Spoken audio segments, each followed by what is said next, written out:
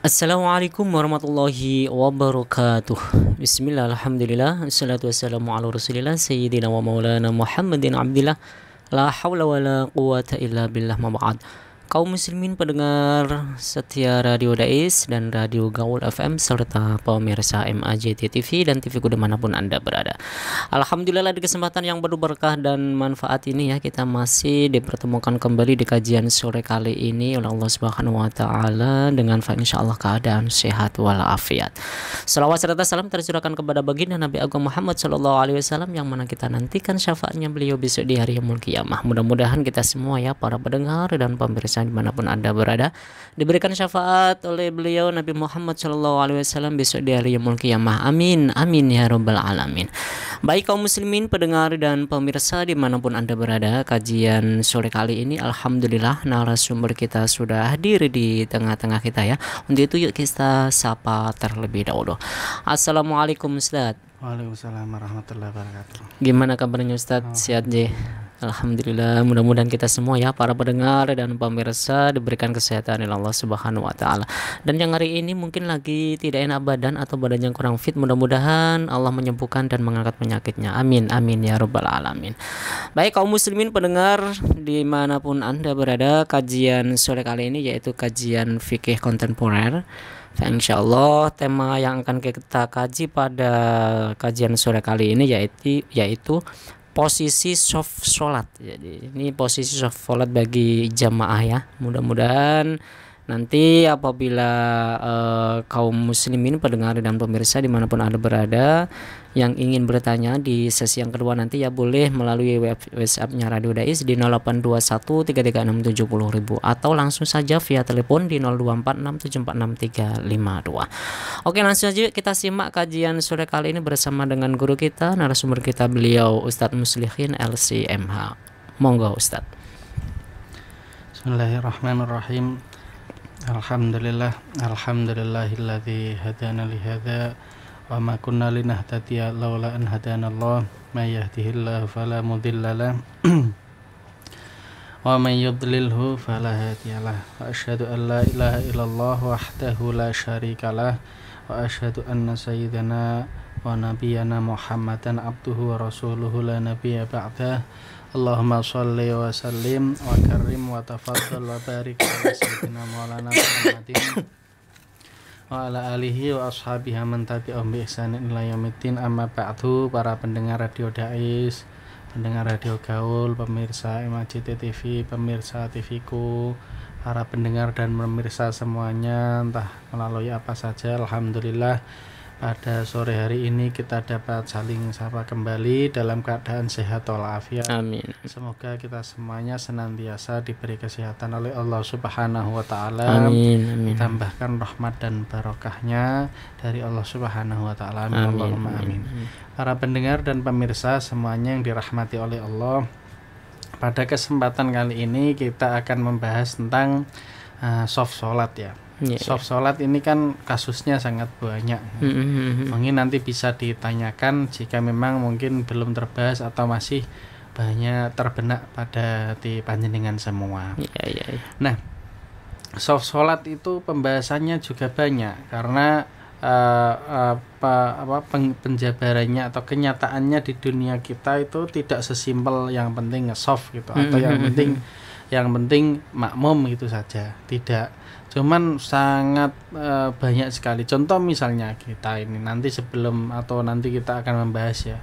Contoh misalnya di Masjid Agung Jawa Tengah sendiri ini ya, misalnya ini soft sholatnya itu kan kadang-kadang antara mau membuat soft kedua atau melengkapi soft pertama, sedangkan soft pertama itu sangat harus jualan kaki ke sana ke yang ujung paling kiri dan ujung paling kanan. Nah kayak gitu. Padahal dia posisi dari belakang. Nah seperti itu kan juga sangat ya ini yang paling afdol kan, makanya menjadi pertanyaan. Ini yang afdol, ini melengkapi kiri kanan atau membuat soft belakang Barisan sendiri. Kayak gitu. Nah, ini di Masjid Agung Jawa Tengah ini ya. Kalau mungkin masjid biasa mungkin jaraknya hanya paling maksimal berapa ya, 50 meter atau berapa, nggak ada mungkin ya. Nah, mungkin luasnya kali 20 kali berapa itu sudah bagus masjid. Iya.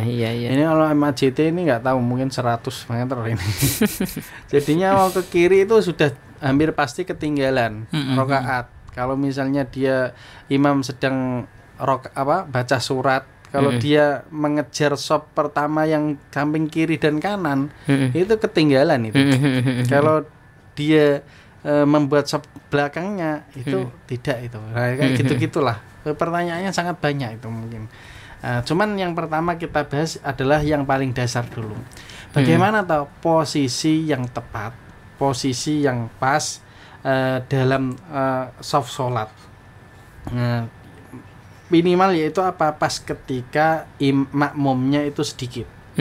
Makmumnya itu ya satu misalnya atau dua dan sebagainya. Nah, tapi secara apa ya? Secara kita membaca dulu yaitu dari hadis-hadis Rasulullah Shallallahu Alaihi Wasallam, diriwayatkan dari Sayyidina Anas bin Malik bahwa beliau Nabi Shallallahu Alaihi Wasallam bersabda, "Aqimu sufufakum, fa inni arakum min wara'i dhuhri." Luruskanlah saf-saf kalian karena saya tahu kalian semua, saya taunya itu dari mana? Dari belakang dada saya. Jadi Rasulullah itu walaupun menghadap ke depan itu tahu sahabat sholatnya bagaimana dan sebagainya. Nah ini aqimu sufufakum. Ada di kitab fikih misalnya, ada yang berpendapat bahwa hukum mengingatkan imam mengingatkan sholat, mengingatkan untuk menegakkan shaf itu tidak disunahkan. Ini ada yang mengatakan demikian, yaitu kebiasaan imam dalam mengingatkan makmum untuk meluruskan shaf. Kan biasanya sebelum niat sholat atau takbir itu biasanya imam kan mengatakan sawu sufufakum fa inna taswiyatas sufufi min tamamis sholat. Nanti kita juga akan bahas hal itu. Yang pertama adalah itu tadi ada yang mengatakan disunahkan imam mengingatkan makmum untuk taswiyatus sufuf. Yang kedua posisinya adalah gimana? Misal makmumnya satu, laki-laki dan laki-laki. Itu di mana posisinya? Maka kita akan membahas dalam kitab Fathul Mu'in wanu tiba wukufu dzakarin.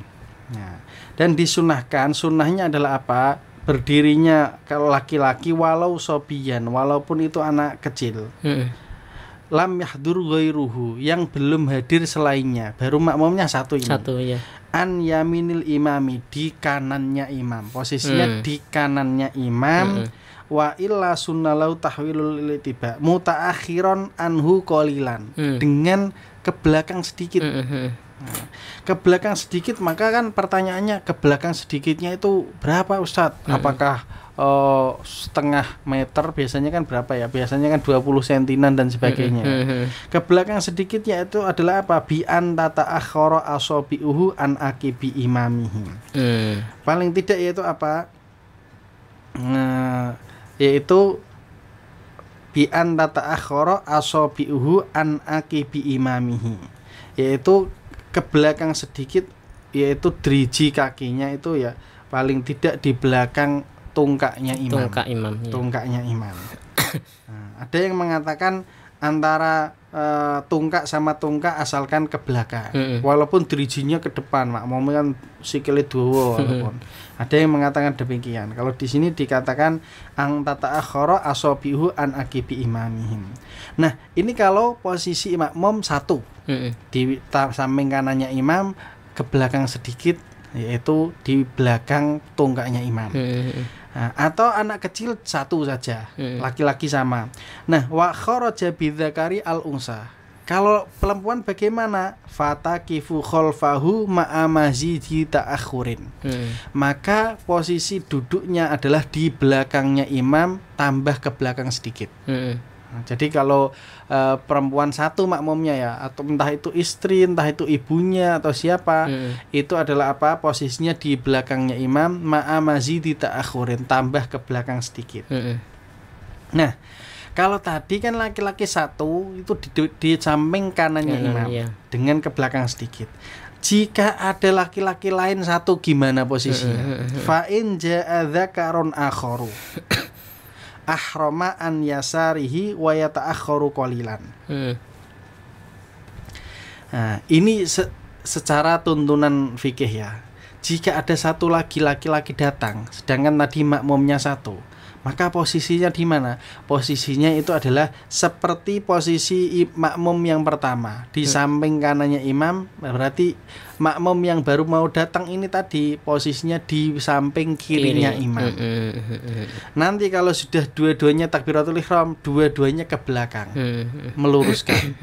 Nah, dua-duanya ke belakang meluruskan.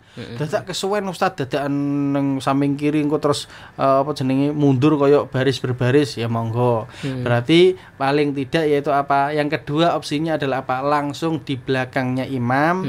Nanti yang kanan tadi mundur, meluruskan. Nah, di situ. Kalau yang tadi kenapa kok di samping kirinya imam dulu? Karena kalau mundur nanti pas imamnya itu di tengah antara dua orang.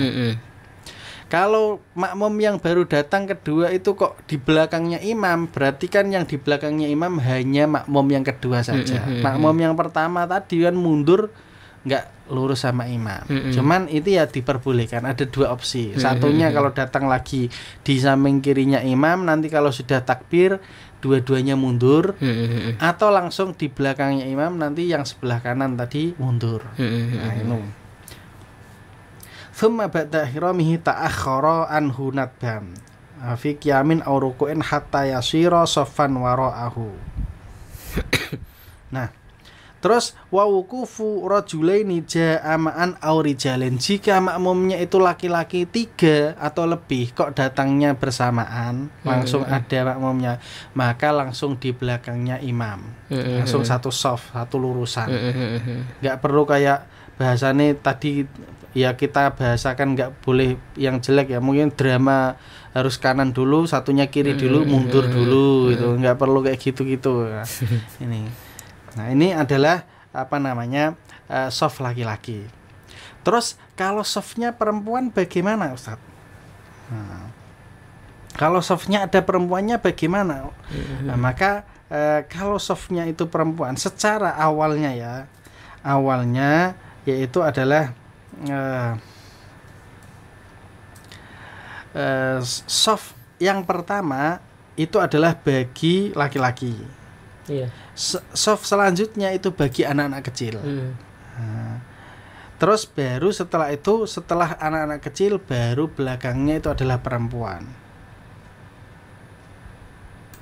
Baru perempuan. Ini saya carikan ibaratnya, karena tadi sudah biasa kitabnya nggak dibawa.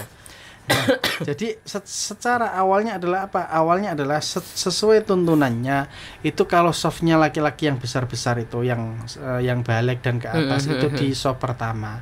Walaupun belum sempurna, walaupun softnya masih ada yang sisa, kok ada anak kecil, tuntunannya misalnya do TPQ, do ikut sholat itu tuntunannya ditaruh di belakangnya soft yang pertama, atau di belakangnya bapak-bapak intinya lah gitu. Baru setelah itu belakangnya lagi adalah perempuan. Itu sesuai dengan itu tuntunan daripada ya dalam hadis dan juga kitab-kitab. Nah, maka pertanyaannya akan muncul setelah ini, setelah pembahasan ini. Pertanyaan pertama adalah bagaimana Ustadz kasusnya dengan orang musola dan masjid di Indonesia yang memposisikan softnya perempuan itu ada di samping kirinya imam. Dan malah di depan, jadi kan bersandingan ini di depan dan di samping kirinya imam. Apakah itu sesuai dengan sunnah? Perlu kita pahami terlebih dahulu bahwa kalau orang tidak sesuai dengan softnya,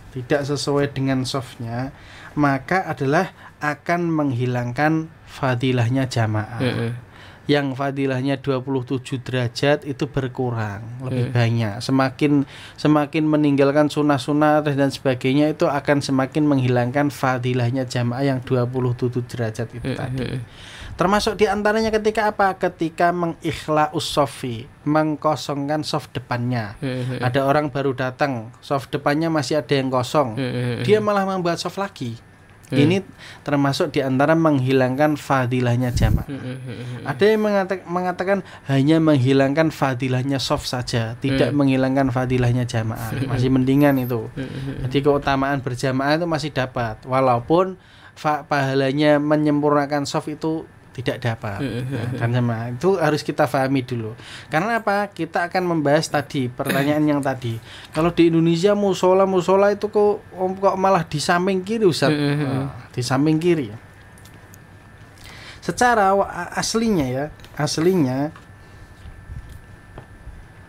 aslinya sesuai dengan tuntunan tadi adalah bagaimana? Adalah softnya perempuan itu berada di di belakang. Di belakang. Setelah laki-laki, setelah anak kecil itu adalah baru perempuan. Itu secara tuntunan. Kalau kita akan membahas tentang misalnya jawabannya para ulama atau dalam buku-buku Bahsu Masail dan sebagainya, maka posisi yang demikian itu kurang tepat. Sebenarnya kurang tepat. Kenapa? Harusnya mendesainernya masjid, takmir masjid dan sebagainya itu memposisikan perempuan ada di belakang. Nah, ini seharusnya. Tapi kalau kita pahami terlebih dahulu ya, kasusnya di Indonesia kenapa kok di samping kiri dan sebagainya. Sedangkan bagi apa hikmah daripada kenapa kok perempuan itu harus di belakang? Harus di belakang. Ini dalam kitab Syekh Imam Nawawi dalam kitab Syarah Sahih Muslim ini ya. Wa innama fuddila akhiru sufufin nisa'il hadirati ma'ar rijal libu'tihinna min mukhalatatir rijal wa ru'yatihim wa ta'alluqil qalbi bihim inda ru'yati harakatihim wa sama'i kalamihim wa nahwi dzalik. Kenapa posisi perempuan kok disunahkan di belakang di zaman dulu? Lebih diutamakan akhir softnya perempuan di belakang ketika bersama laki-laki. Kenapa? Karena menjauhkan dari campur antara laki-laki dan perempuan. Alasan yang pertama. Waru'yatihim, dan melihat laki-laki atau melihat perempuan juga sama-sama saling melihat. Dan condongnya hati dan mendengar bacaannya dan sebagainya. Ini diantara hikmah-hikmahnya kenapa softnya demikian. Nah, sedangkan di zaman sekarang itu masjidnya tidak sama seperti zaman dahulu. Kalau zaman dahulu mungkin masjidnya kecil seperti halnya musola, sehingga memposisikan perempuan itu berada di belakang. Kalau sekarang musolanya besar-besar dan sebagainya. Yang kedua adalah begini. Yang kedua, perempuan itu kan tadi kan menjauhkan daripada nanti mendengar suaranya, melihat orangnya dan sebagainya. Itu kalau secara hikmahnya, walaupun sebenarnya tidak sesuai dengan sunnah yang dianjurkan di kitab, di hadis-hadis, secara sunnahnya sudah dapat. Kalau posisi perempuan ada di samping kiri. Kenapa? Yang pertama, menjauhkan dari ikhtilat, jelas ada batasnya. Yang kedua, tidak saling mendengar suaranya perempuan juga. Yang ketiga, tidak saling melihat juga. Yang ketiga, tidak saling melihat. Dan yang keempat adalah apa? Yang keempat itu adalah zaman dahulu sama zaman sekarang itu berbeda. Bedanya begini. Kalau posisi perempuan di zaman dahulu ditaruh di belakang, itu hampir semua jamaahnya itu berangkatnya di awal. Sehingga apa? Sehingga tidak ada ikhtilat nantinya. Kalau di Indonesia tidak. Kalau misalnya posisi perempuan ditaruh di belakang, sedangkan bapak-bapak itu ya bukan hanya kok sing ngalim-ngalim kabeh, mangkate iku wae komat. Kadang-kadang wis rakaat pertama kedua. Lah nek posisine ning ngarep laki-laki sing ngarep nggurine wong lanang cah cilik-cilik sing nggurine wong wedok-wedok tanpa satir. Nah, kira-kira meh dadi apa? Nah, malah posisine posisi yang baru datang berada di belakangnya makmum perempuan. Ini malah yang tidak diperbolehkan juga. Maksud daripada ditaruh di belakang di zaman dahulu itu ya tadi. Sedangkan di zaman sekarang ya kalau dipraktekkan seperti itu sangat jauh juga karena makmumnya di zaman sekarang itu tidak tepat waktu semua kok langsung berangkat di awal ditoto nang ngarep tidak. Maka ya secara dari hikmahnya itu sudah dapat. Walaupun tadi kalau secara kitab, secara sunnahnya tidak sesuai dengan sunnah. Teman secara fadilahnya berarti kalau dikatakan berarti dapat Ustaz. Ya berarti ya enggak menggugurkan fadilahnya jamaah dong Ustaz. Ya kalau dilihat dari hikmahnya ya tidak. Nah, hikmahnya kenapa? Ya itu tadi menjauhkan dari ikhtilat, suaranya mendengar, saling melihat dan sebagainya. Itu sudah mendapatkan. Itu posisi softnya perempuan di Indonesia yang ada di sebelah kiri. Maka sungguh tepat ketika misalnya posisi perempuan itu ditaruh di pojokan belakang, dikasih satir gitu saja ya.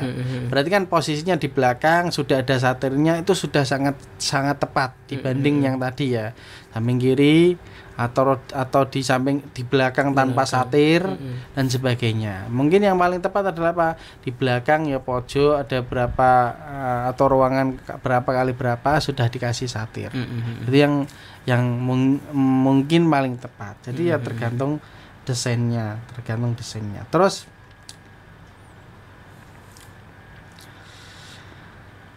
nah, kalau dalam madhab Imam Abu Hanifah itu tadi posisinya perempuan berada di samping kirinya posisi makmum laki-laki itu membatalkan sholat. Dalam kitab Mawsu'ah Fiqhiyah Al-Kuwaitiyah wa Sharhal Hanafiyah bi anna muhadzatal mar'ati lirrijali tufsidu sholatahum, bahwa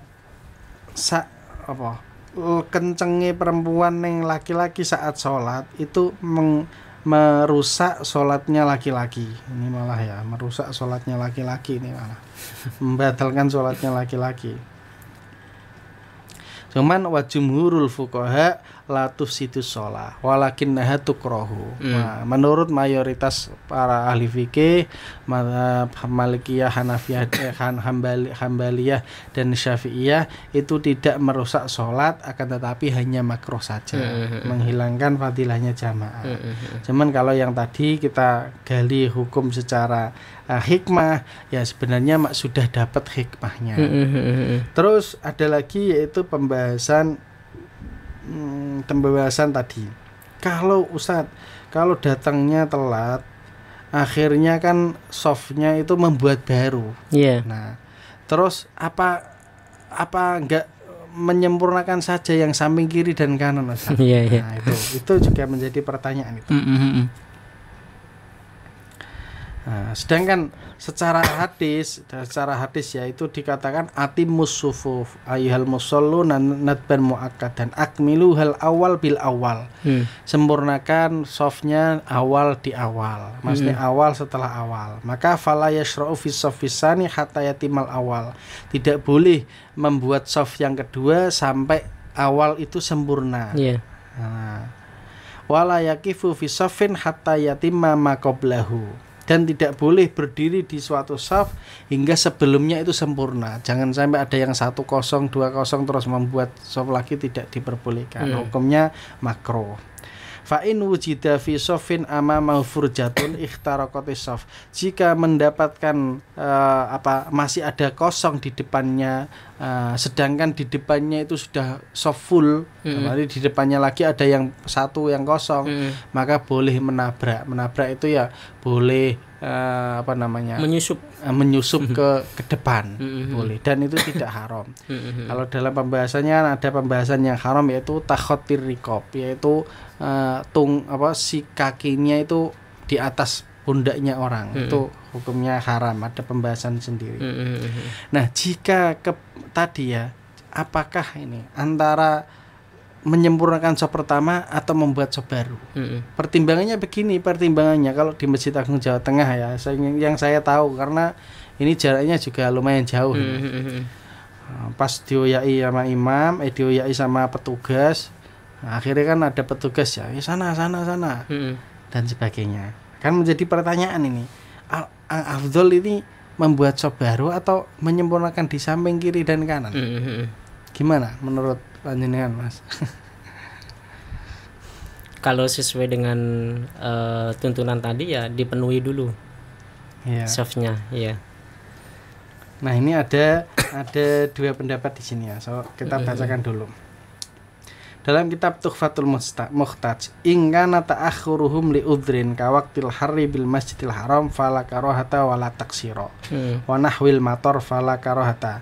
Nah, kalau ada orang yang membuat soft baru, ada alasannya adalah karena kebanjiran, ono aire, atau karena ada tiai cicaknya, benda najisnya, atau karena yang di sana nggak ada payone akhirnya panas, maka boleh membuat soft baru. Itu kan berarti walaupun soft depannya belum sempurna, cuman boleh membuat soft baru jika ada uzur. Ada alasan. Jika ada uzur. Dan itu tidak membatalkan fadilahnya jamaah tadi. Jika tidak ada uzur kok depannya masih kosong kok dia membuat soft baru, itu hukumnya makruh. Menghilangkan fadilahnya jamaah. Nah, pertanyaan berikutnya tadi, lu soft depannya itu ya adem, ya asinan, ya kipasan, ya karpetan sama Ustadz, cuman itu jauh, pertimbangannya jauh. Maka kita bacakan dalam kitab Fatawa al-Fiqhiyah al-Kubra Syekh Imam Ibnu Hajar al-Haytami. Wasu'ila amman shalla fi shafil awal walam yumkin hutajafi fi ruku' wasujud. Au hasolarikhun karihun au ru'yatu man yakrahu au nadhuru ma yulhihi fahal yakunu shaffu tsani au ghairuhu idza khala an dzalik afdal.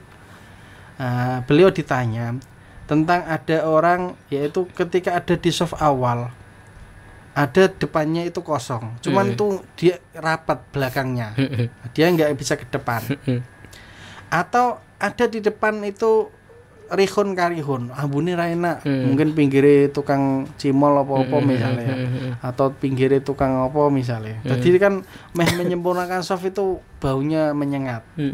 Aura ya teman nak yakrohu, atau neng soft ngarep iku, contoh kita contohkan di Masjid Agung ya. Kalau saya di samping kiri sana itu ada orang yang tak benci yo, mantan saya misalnya, enggak tahu lah.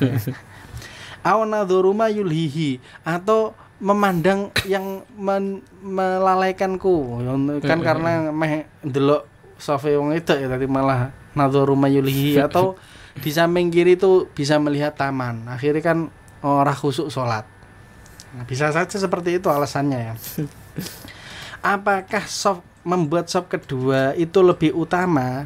Nah, itu pertanyaannya seperti itu. Maka beliau menjawab, muqtadha qaulihim al-muhafadzatu 'alal fadilah al-muta'alliqah bi dzati ibadah aula minal muhafadzah 'alal fadilah al-muta'alliqah bi makaniha. Nah, kata beliau, kesimpulan dari para ulama menurut saya, menurut Imam Ibnu Hajar, itu menjaga dzatul ibadah itu lebih utama daripada tempatnya ibadah. Jadi boleh, penjelasannya anna safatsani aw ghairu idza khala amma dzukira fi su'al aw nahwi yakunu afdal minas safil awal. Nah, penjelasannya kalau ada sebab-sebab kayak tadi, saya takut baune nyengat, ndelok pemandangan gak fokus, maka boleh membuat soft lagi. Itu pertanyaan beliau. Nah, kalau kita kasuskan di Masjid Agung Jawa Tengah ini, kira-kira ada nggak ya, maksudnya alasan kenapa di soft yang kedua itu loh? Kalau alasannya kejauhan ya nggak begitu jauh ya. Nah, karena di dalam ruangan ya. Kalau di luar mungkin ya jauh juga.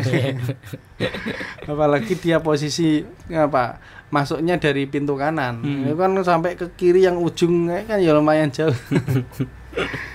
Nah, yang kedua adalah kalau memang ada uzur yang kata tadi, kayak misalnya ada yang dibenci, ada yang ini dan sebagainya, boleh yaitu membuat soft yang baru. Kalau tidak ada, alasannya tidak menemukan, maka bagaimana dalam kitab Umdatul Mufti wal Mustafti dikatakan Syekh Jamaluddin Al-Ahdal wa saraha ashabuna bi anna shafal awal huwa alladhi yalil imam wa in tola wa kharaja anil masjid fa huwa afdhal minas shafit tsani wa in qaruba minal imam. Ini jelas ini. Sahabat-sahabat kami memperjelas bahwa shaf yang pertama yaitu yang nyandingi imam, yang belakangnya imam pas, wa intola meskipun panjang, wa kharaja sampai keluar ke masjid, anil masjid fahuwa afdol, itu lebih utama, minas shafitani daripada shaf kedua, wa in qaruba minal imam, walaupun shaf kedua itu luwih cedhak karo imam. Ini kalau saya Jamaluddin Al-Ahdal tegas dan jelas. Kalau yang tadi Imam Ibnu Hajar Al-Haytami ya kalau ada alasan boleh membuat shaf yang kedua. Alasannya tadi walaupun ringan alasannya ya ono sing dibenci, sing tidak membuat fokus, terus bau menyengat, nah itu boleh membuat shaf lagi. Kedua, ya. Cuman kalau tidak ada, kalau di Masjid Agung Jawa Tengah pertanyaannya fokus di situ kayaknya tidak menemukan kayaknya. Berarti harus walaupun wa intola wa kharaja anil masjid itu. Nah, kata Syekh Abdurrahman Al-Haddal, walaupun jauh dan sampai keluar ke masjid shafnya misalnya, itu harus disempurnakan di belakangnya imam shaf pertama itu menurut beliau. Memang sementara yang saya temukan ini dulu. Cuman saya kadang-kadang juga agak condong ke membuat shaf kedua itu loh. Karena ya waduh jauh teman gitu dan sebagainya. Cuman kalau dari ibarat-ibarat ulama yang seperti ini ya tidak bisa ditoleransi. Tetap walaupun sampai shaf pertama itu keluar dari masjid, selama itu dikatakan shaf pertama belakangnya imam ya sana aja. Cuman kalau yang tadi, kalau saya Ibnu Hajar, saya agak cenderungnya begini. Kalau jauh nanti saya ya pasti nggak fokus. Yang kedua nggak mendengarkan suara imam, nggak bisa fokus dan sebagainya. Sedangkan beliau mengatakan al muta'alliqah bidatis shalah afdhal minal muta'alliqah bimakaniha. Sing berhubungan datu shalah itu lebih utama daripada hubungan dengan tempatnya. Nah itu kan seakan-akan menyindir. Boleh seakan-akan. Cuman ya Imam Al-Ahdal tadi mempertegas tidak diperbolehkan. Nah, seperti itu. Baik Ustadz, alhamdulillah kajian sore kali ini sangat menarik sekali ya. Tadi beberapa materi sudah disampaikan oleh guru kita Ustadz Muslihin LCMA. Silakan bagi para pendengar dan pemirsa dimanapun Anda berada untuk bertanya di WhatsApp-nya Radio Dais di 0821 336 70.000. Namun sebelum kita lanjut ya, kaum muslimin pendengar dan pemirsa dimanapun Anda berada, kita akan rehat sejenak setelah satu nada berikut ini.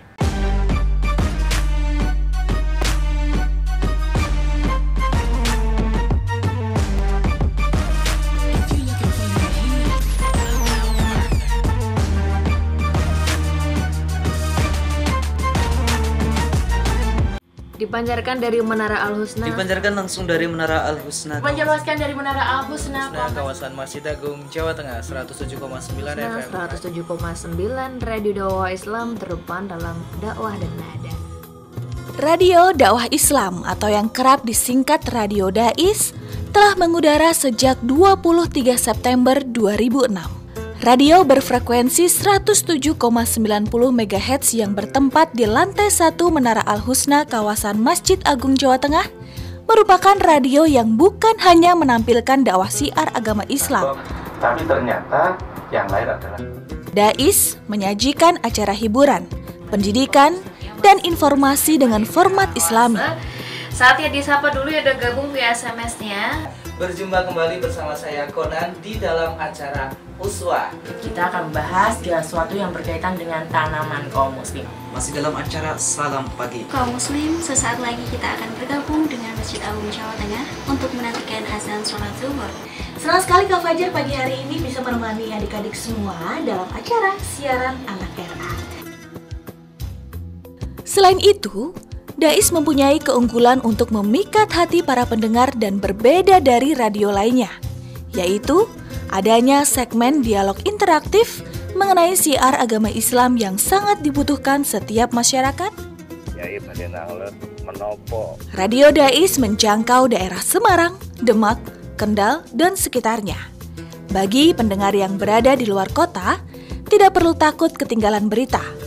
Kini, Anda bisa download aplikasi Dais Play yang telah tersedia di Play Store smartphone Anda.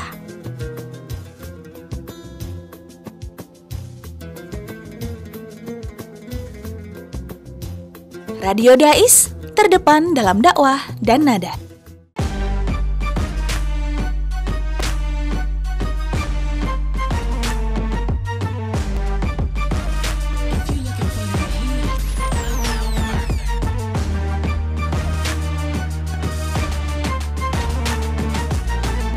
Baik, kaum muslimin pendengar pemirsa dimanapun Anda berada, masih di 107,9 FM, dan silakan bagi para kaum muslimin pendengar setia Radio Dais dan pemirsa dimanapun Anda berada yang mau bertanya yang bisa di 0821 336 70.000. Oke Ustadz, kayaknya tadi sudah ada pendengar yang bertanya ini Ustadz.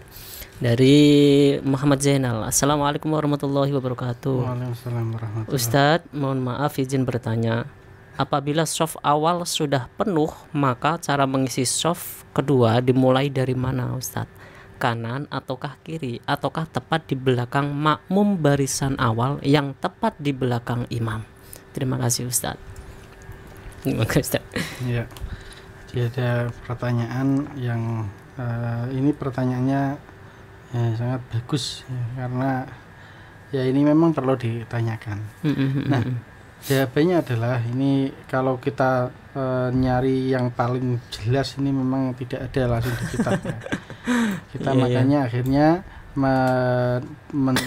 mencari pendekatannya. Pendekatannya adalah bahwa yang paling afdol itu yaitu al-muta'alliqah bidzatil ibadah.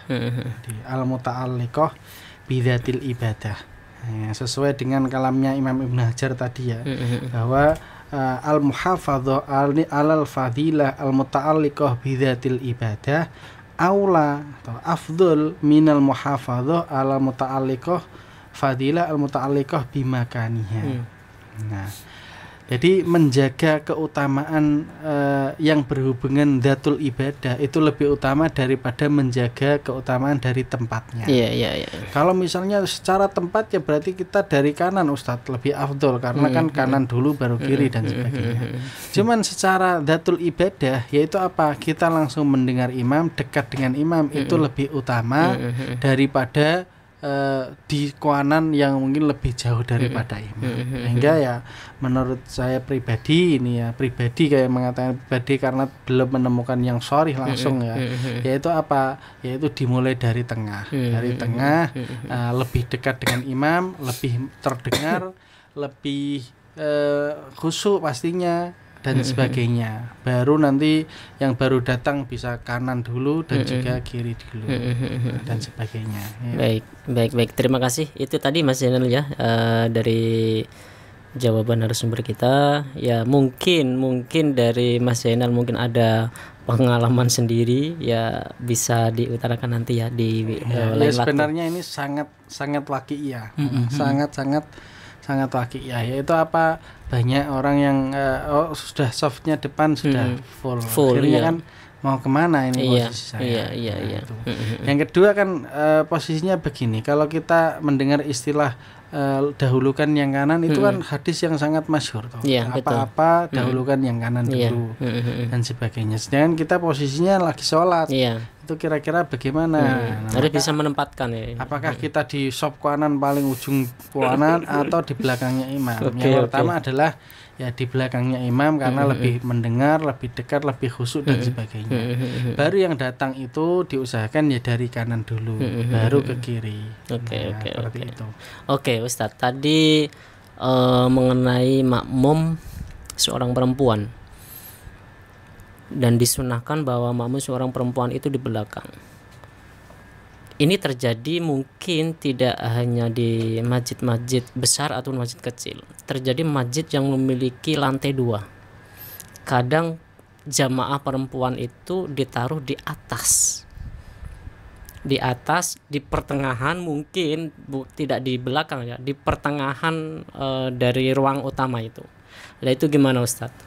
Ya, Kak, ini hampir sama seperti halnya yang kita tadi bahas ya. Sebenarnya kalau secara sesuai dengan sunnahnya tadi kan tidak sesuai, karena seperti halnya posisi imam makmum perempuan di samping kiri. Tadi samping kiri di depan lagi ya, ini kan seperti itu. Cuman secara hikmah daripada kenapa softnya harus diatur demikian, itu sama seperti halnya yang tadi dikatakan oleh Imam Ibnu Hajar. Ya, itu menghindari fitnah, menghindari ikhtilat, percampuran laki-laki perempuan, saling memandang, mendengar suaranya dan sebagainya. Kalau kita ambil dari hikmahnya itu sangat tepat. Sangat tepatnya ya, tidak mungkin ikhtilat. Yang kedua, tidak mungkin mendengar, saling mendengar suaranya, khususnya suaranya perempuan, laki-laki mendengar suara perempuan. Nah, itu tidak terjadi. Nah, kalau perempuan dengar suara laki-laki biasa. Kenapa? Karena suara laki-laki hampir sama mirip gitu ya. Kalau laki-laki mendengar suara perempuan itu sekali mendesah hilang semua kesadaran dan sebagainya. Apalagi kok suaranya apik men dan sebagainya. Makanya kan ada pembahasan apakah suara perempuan itu aurat dan tidaknya. Jadi kalau secara hikmahnya mendapatkan. Kalau secara sesuai dengan tuntunan memang ya, kalau kita ketekstualkan dengan kitab tidak sesuai tuntunan. Tekstualkan dengan kitab kuning dan sebagainya. Cuman ya mungkin bisa aja ada yang mengatakan begini ya, itu kan di zaman dulu yang masjidnya kecil dan sebagainya. Kalau sekarang masjidnya besar dan sebagainya ya kita bisa gunakan penerapan berarti kan lebih selamat, lebih khusyuk dan sebagainya. Maka ya tetap tidak mengurangi fadilahnya jamaah. Mungkin bisa dikategorikan sebagai fikih-fikih yang sekarang, pengembangan dari fikih. Betul. Kalau kita tekstualkan dengan kitab kuning ya tidak sesuai dengan sunnah dan menghilangkan fadilahnya jamaah. Kasihan gitu loh. Tapi kalau kita tekstualkan dengan hikmahnya, kenapa kok ditaruh di belakang?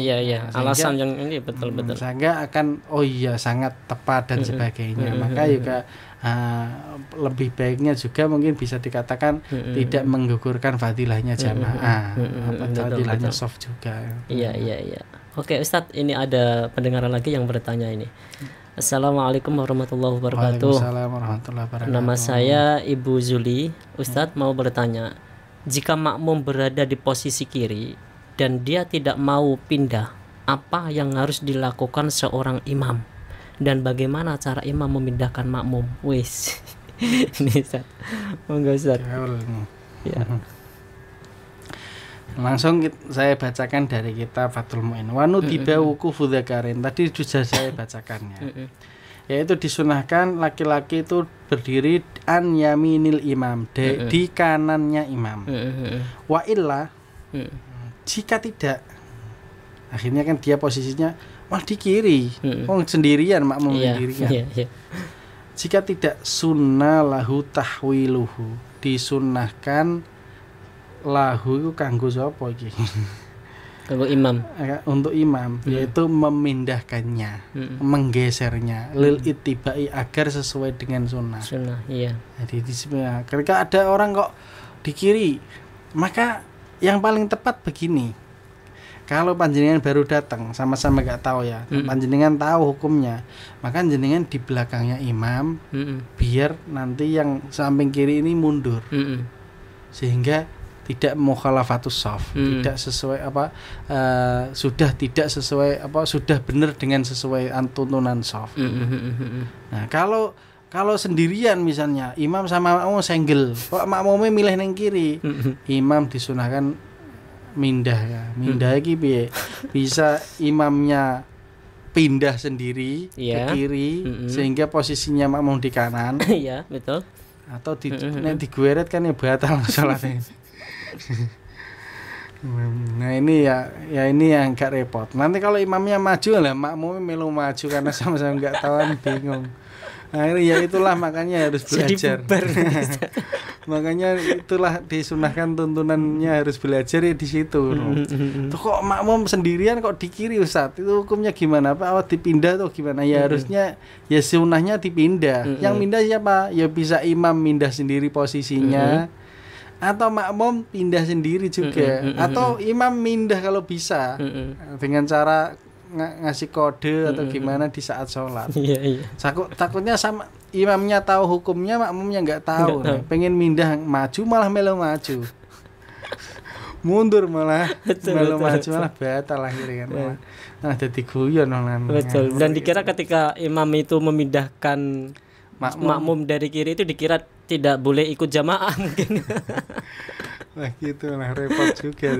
Oke. Jadi ada kata-kata tadi wa illa sunnah lahu tahwiluhu lil ittiba. Ada kata-kata demikian. Jadi kita bisa menjawab dengan sesuai kitab ya, yaitu disunnahkan bagi imam memindahkannya ke posisi kanan atau posisi yang tadi tuntunan karena agar sesuai dengan tuntunan. Demikian. Baik Ustadz, ini satu pertanyaan lagi Ustadz. Biasanya kalau semisal sudah berkeluarga itu kan jamaah di masjid atau di musola, mungkin karena situasi kerja dan sebagainya akhirnya jamaah sendiri di rumah.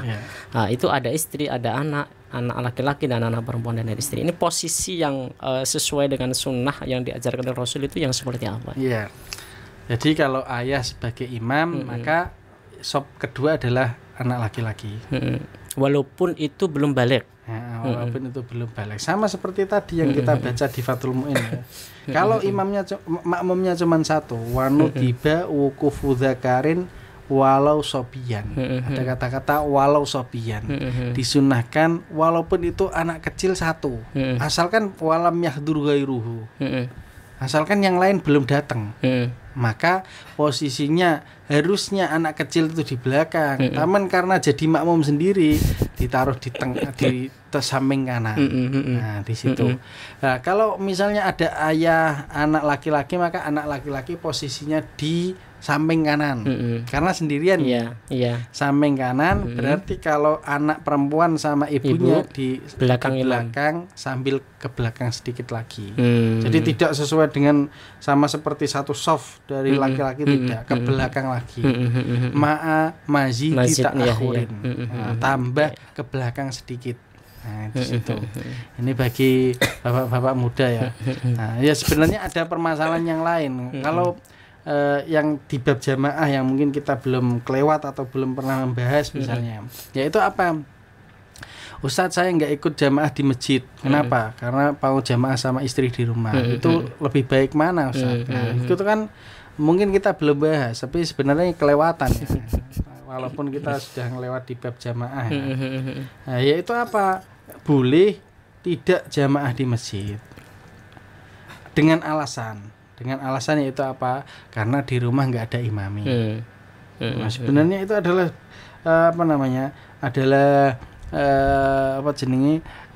alasan yang paling tepat. Boleh jamaah sendiri, boleh meninggalkan jamaah di masjid jika di rumah nggak ada imami, atau di musola nggak bisa berjamaah kecuali harus ada dia, nah, dan sebagainya. Maka hukumnya boleh jamaah sendiri dengan makmum sedikit dan tidak ikut jamaah di masjid dengan makmum yang lebih banyak. Yang afdol adalah apa? Mencari makmum atau jamaah yang lebih besar, lebih banyak. Harusnya afdolnya. Kecuali ada beberapa tadi. Di antaranya sholat di rumah karena apa? Karena ya saya sebagai imam keluarga, maka lebih di rumah saja. Nah, itu bisa saja demikian. Kecuali saya Ustaz, lebih fase istri saya, gimana malu soal akhirnya. Ya berarti di masjid aja kan gitu. Iya sih. Biar istrinya jamaah dengan anaknya. Itu yang punya anak, kalau belum punya anak. Baik Ustadz, terima kasih Ustadz. Alhamdulillah di kajian sore kali ini, mudah-mudahan kajian sore kali ini menjadi kajian yang berkah, manfaat untuk kita semua, bagi para pendengar dan pemirsa dimanapun Anda berada ya. Dan mudah-mudahan kajian sore kali ini mendapatkan ridho dari Allah Subhanahu Wa Taala. Minta doanya Ustadz. Bismillahirrahmanirrahim. Alhamdulillahirabbil alamin. Allahumma shalli ala sayyidina Muhammad wa ala ali sayyidina Muhammad. Allahumma anfa'na bima 'allamtana wa 'allimna ma yanfa'una wa zidna ilman nafi'a. Allahumma faqqihna fid din wa 'allimna ta'wil. Allahumma inna na'udzubika min ilmin la yanfa' wa qalbin la yakhsha wa adhanin la yasma' wa du'ain la yustajab. Allahumma atina fid dunya hasanah wa fil akhirati hasanah wa qina adzabannar. Alhamdulillahirabbil alamin. Baik, para pendengar dan pemirsa dimanapun Anda berada, kajian sore kali ini sudah selesai. Untuk itu mari kita baca hamdalah bersama.